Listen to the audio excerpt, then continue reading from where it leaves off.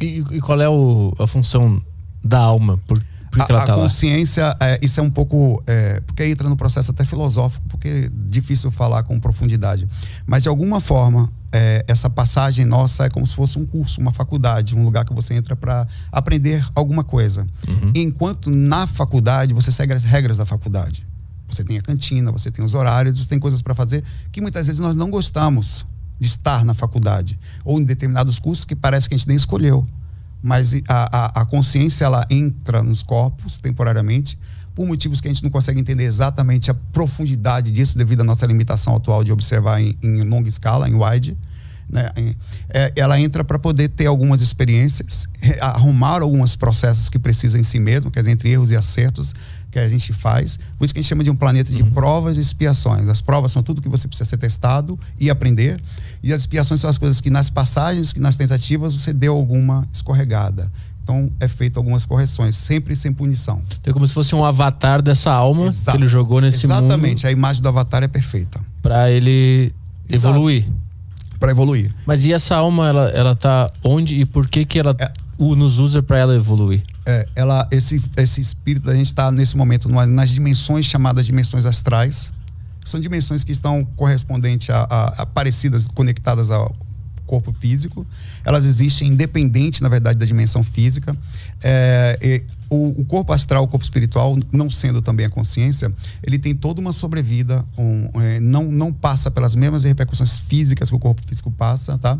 E dizer exatamente o que nós estamos fazendo nessa passagem, por que a gente troca, por exemplo, no momento, no planeta Terra, não dá para falar com profundidade. É como um pai que chega para um filho e diz que ele precisa ir para a escola ou precisa tomar uma vacina que machuca o seu braço. Uhum. Ele sabe que na profundidade aquilo tem uma importância para a sua proteção ou para o seu desenvolvimento como um ser humano ou como um ser que vai ser um aprendiz ali. Uhum. No mínimo que ele tem que ter a vacina e a base escolar. Então, de alguma forma, a alma vem para esse lugar, nessas repetições. Isso você não precisa nem acreditar. Esse é o legal da projeção. Tudo que eu estou falando, apesar de parecer bem teórico e filosófico, qualquer pessoa que está ouvindo a gente pode diretamente ir deitar sem depender de absolutamente nenhuma coisa. Não posso falar até alguns sintomas que muita gente usa e sentir por si só. Mas essa projeção astral, ela serve para quê? Para acessar todo esse conhecimento? Exato. A projeção astral é como se fosse uma libertação temporária da onde nós, em tese, somos mais do que daqui. Porque se tem uma coisa que nós não somos, partindo do princípio que a gente nasce e de repente sai, muitas vezes antes, entre aspas, da hora certa, que seria idoso, né, passar pela vida, nós não somos daqui. Isso aqui é uma passagem, isso aqui é fato. A mortalidade ou a imortalidade da consciência é o que está em questionamento aqui. Quer dizer, a continuidade além do físico. Então essa passagem, ela tem esse fundamento, a consciência, ela não morre, ela não para. E isso, o mais legal disso é quando você tem uma experiência bem simples, como a primeira experiência que eu tive. Eu estava simplesmente, voltei da escola, tinha 15 anos, não sei nenhum tipo de conhecimento, não tinha nada, zero. Só tocava, era músico, ia pra escola e namorava. Jogava bola, acabou. Deitei no chão do meu quarto, minha mãe chamou para almoçar, era meio-dia, deitei no tapete, peguei minha mochila, joguei na cama. Eu acordei sentindo um choque. Imediatamente eu achei que tinha sido grudado na tomada. Poxa, eu vou morrer, tô grudado na tomada, né? Fiz um esforço, levantei, fui até a porta do meu quarto e olhei para a tomada e vi uma pessoa deitada no chão. Falei, pô, quem que tá deitado comigo? Eu não vi, era meu corpo. Eu acordado, absolutamente tão acordado quanto qualquer normalidade no momento lá, numa consciência de 15 anos. Eu falei, meu Deus, eu morri. Foi o que eu pensei, porque não tinha outra explicação, tudo igual. E nisso eu vi, acabei vendo uma coisa lá no meu quarto, uma mulher atrás da minha cama. Ela atravessou a cama na minha direção, entrei em desespero, corri instintivamente em direção ao corpo. Ele me puxou, eu continuei sentindo um choque, eu falei, o corpo ainda tá morrendo, eu vou tentar voltar. Aí eu comecei a fazer um esforço para levantar o corpo, até que eu levantei, olhei pro chão, olhei para minha mão, não estava queimado, corri e falei para minha mãe, morri e voltei. Assim, eu não sabia o que era aquilo. A partir daí, eu comecei a ter algumas experiências, em princípio, involuntárias, e posteriormente pararam. Aí eu fui pesquisar o que era, constituindo uma colher de chá, assim, abriu o canal, acontece com muita gente na juventude, inclusive. Abriu, e aí eu fui pesquisar. Dentro dessa pesquisa foi que eu encontrei bastante informação, às vezes muito religiosa, às vezes muito científica, e faltava aquele meio que, por exemplo, eu passei a ter medo de espírito depois que eu comecei a estudar espiritualidade. No começo não tinha, não. Existem eles. Isso é bem simples, mais simples do que a gente imagina. Eu, por exemplo, cansava de... Tinha um cara que acompanhava minha mãe. Pô, vou fazer uma pergunta. Você tem esposa, filha, um filho, alguma coisa assim? Eu tenho namorada. Namorada. Sua mãe, o que for. Imagine que você entra na sua casa, tem um cara dentro do quarto da sua namorada, você fala, irmãozinho, cara ruim. Irmãozinho sai ou você chega de voadora nele? Pega uma faca, Então, assim, eu entrava no quarto da minha mãe, tinha um cara ruim lá. E eu não tinha consciência de ajudar absolutamente. Rapaz, tanto que eu saía do corpo, corre que lá vem ele, é o que falavam comigo na época. Botava todo mundo, jogava pela janela, espírito, batia, eu era bem bravo. Eu fui descobrir a consciência sobre dimensão, a consciência sobre respeito, a consciência de que o cara, era, por exemplo, era mais da família do que eu. Ele falou pra mim assim, um dia, quem é você pra me tirar daqui se eu tô aqui antes de você nascer? Eu vi você nascer. Mas tudo isso que tá falando dentro da... Fora do corpo. Dormindo. O meu corpo dormindo eu saí. Entendi. Aí tu via um espírito e ia brigar com ele. Aí, entendi. Ia brigar porque é normal, eu tava dentro da minha casa. E depois eu descobri que não era minha casa, era outra dimensão. E o cara era mais da família do que eu. E ele tinha um fundamento de ligação com a minha mãe. Engraçado isso. Isso sem nenhum conhecimento sobre continuidade da vida, sobre nada. Por isso que a projeção é legal. Ela pega você nu e cru e mostra... Você conversa com um cara, o cara falou que seguia minha mãe de outras eras. Ele falou pra mim. Mas o que ele era? Alguma coisa que eu não sei o que ele fez, os dois. Eu sei que minha mãe aprontou alguma coisa com esse cara. Foi uma coisa de traição, velho. Entendi. Mas como sempre, nesse mundo aqui. Mas daí tu tinha 15, 16 nessa época aí. 15 anos. E aí tu dormia e saía do corpo. Eu comecei a ter dificuldade, eu comecei a pesquisar o assunto pra saber como é que eu fazia pra sair. Aí eu comecei porque tu queria induzir Exato. Não queria sair sem querer mais. Eu saí involuntário. Entendi. Mas parou. Como eu sabia que existia, minha cabeça mudou, 15 anos músico, eu passei a ser louco, professor Pardal, andava com livro, as pessoas olhavam pra mim e falavam, em vez de ser músico tocar na moral, eu ficava estudando projeção enquanto eu ia tocar. Viajava com livros pra entender o que era isso. Até que eu comecei a aprender a entrar no que a gente chama de paralisia do sono, não sei se já teve. Já tive muito, é assustador. A paralisia do sono é um sintoma projetivo muito comum junto com a sensação de falsa queda. A paralisia do sono acontece quando... A paralisia do sono acontece... Eu sei induzir a paralisia do sono, se eu quiser eu te ensino. Você faz o seguinte, você joga ou gosta de ficar acordado o tempo, vai dormir tarde às vezes, de manhã cedo? Não. Eu adoro a madrugada. Eu durmo cedo, não cedo, mas eu boto qualquer coisa na TV, eu durmo em 5 minutos. É fácil pra eu dormir. Pois é. Outra técnica que eu posso falar é a técnica da falsa queda. Se eu consegue fazer as duas coisas. A técnica da catalepsia projetiva é a seguinte, se você vai pensar na projeção o dia todo, você vai focar nela. Pensa o seguinte, se existem espíritos, existem seres também que lhe ajudam. Que a gente chama de mentor, ajuda, tá, um monte de nomes que existe. Você já avisa pra eles que vai tentar, porque eles vão lhe ajudar.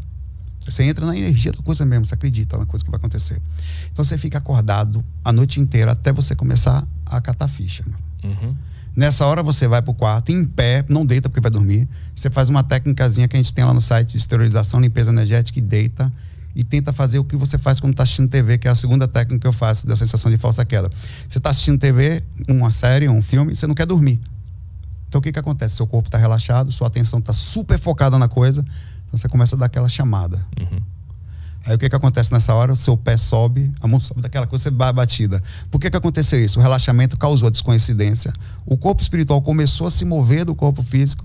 Como você estava acordado sem conhecimento da experiência, você achou que era o corpo físico que estava se mexendo e tracionou. E, na verdade, você pergunta para alguém do lado, nem mexeu o corpo físico, foi o corpo espiritual que se movimentou.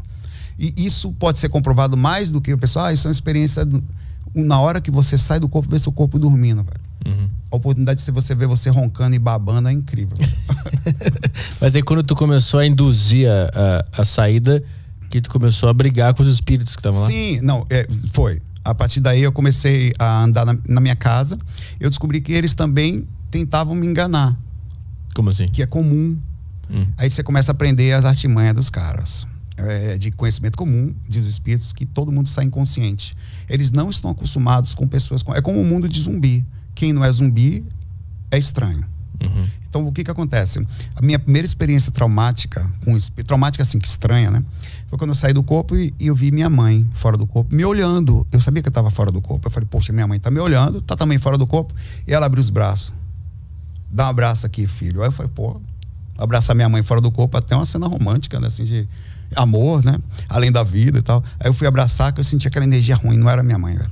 Era um espírito passando por minha mãe. Aí eu já estava estudando alguma coisa de energia. A gente aprende uma coisa chamada estado vibracional, que é quando você movimenta o sistema energético a ponto dele vibrar.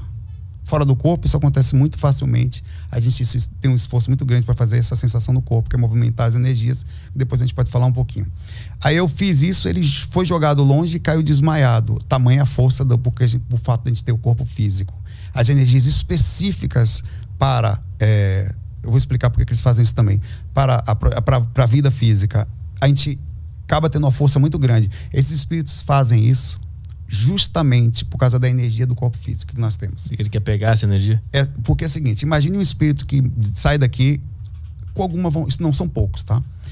Não quer dizer que toda pessoa que tenha isso seja assim, mas às vezes as pessoas ficam muito apegadas às situações de prazeres, situações de comida, de coisas que tem aqui que não vai conseguir se libertar tão facilmente. Então eles não querem ir embora. O cara tá viciado numa coisa absolutamente.